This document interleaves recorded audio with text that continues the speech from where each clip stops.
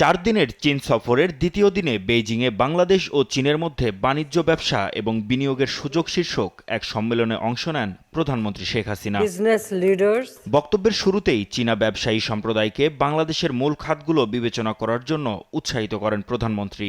Our aim is to position Bangladesh as one of the most attractive investment destination in the world. এ সময় চীনা ব্যবসায়ীদেরকে বাংলাদেশের প্রধান খাতে বিনিয়োগের আহ্বান জানান সরকার প্রধান। The government has embarked on a series of reforms to create more business-friendly atmosphere and offer a secure and predictable environment for investors.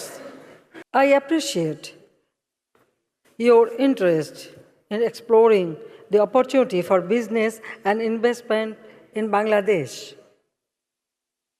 This event reveals the strong and enduring friendship between Bangladesh and China.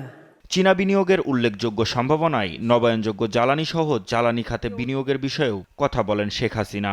I encourage the Chinese business community to consider key sectors in Bangladesh.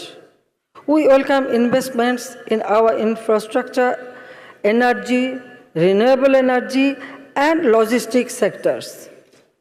Climate resilient smart farming opens opportunities for collaboration in agro-processing industries with buyback arrangements with China. সম্মেলনে বাংলাদেশ ও চীনের বেশ কয়েকটি কোম্পানির মধ্যে 16টি সমঝোতা স্মারক চুক্তি হয়। মাহমুদ হাসান, দেশ টিভি, ঢাকা।